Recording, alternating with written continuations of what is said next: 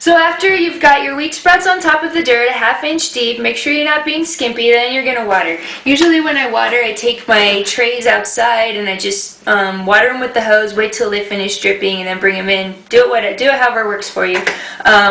You want to water until the dirt gets nice and moist and the water is dripping out the bottom.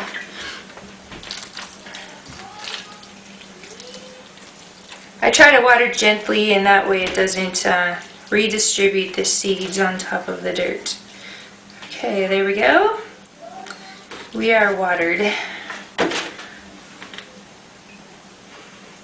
Okay, next you want to cover up your sprouts so that they stay nice and damp and nice and dark until the green shoots come up. So the way I do this is I take a piece of newspaper, I spray it down with water, and so it's, you know, nice and wet, and then I put that on top of my wheat sprouts and spray again on the top.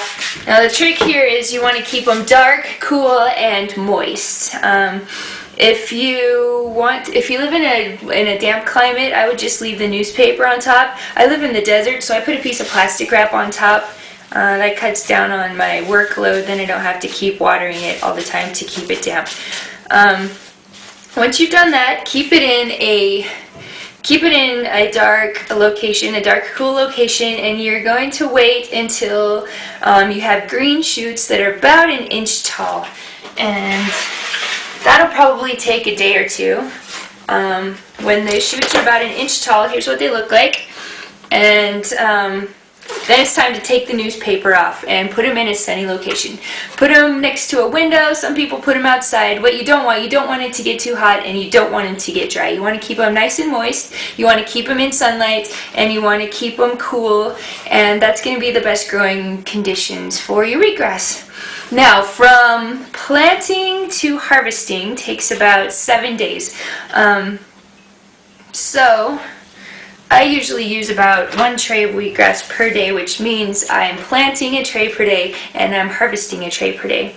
Here's planting, here's what it looks like when I harvest it, and this is 7 days later. Now you want to harvest your wheatgrass when it's 6 to 7 inches tall. If you wait longer than this, the nutrition value of your wheatgrass juice is going to decline rapidly. So make sure you're harvesting it when it's about 6 to 7 inches tall, and make sure that you're watering every single day. You don't want the soil to get dry, or else it's going to ruin the quality of your wheatgrass juice. So depending on where you live, either water it once or twice a day. Keep the soil moist, keep it in a bright sunny location, and harvest it when it's 6 to 7 inches tall. Now when you harvest it, make sure you cut it as close to the dirt as possible. And if you can't use it on the day you harvest it anyway. Pack it into a plastic bag and put it into your refrigerator. It'll last for about a week, and you can juice it later when it's more convenient for you, but don't let it grow too long or you're going to ruin your wheatgrass juice. When you juice your wheatgrass, make sure you juice it top down, and that will get the most juice and the most nutrition out of your juice. Usually a tray, when I prepare it like this, 1 tray yields about, 16 ounces of juice, give or take 4 ounces. So if you're planting and growing this properly and taking good care of it, you could get 16 to 20 ounces out of 1 flat, which is really amazing.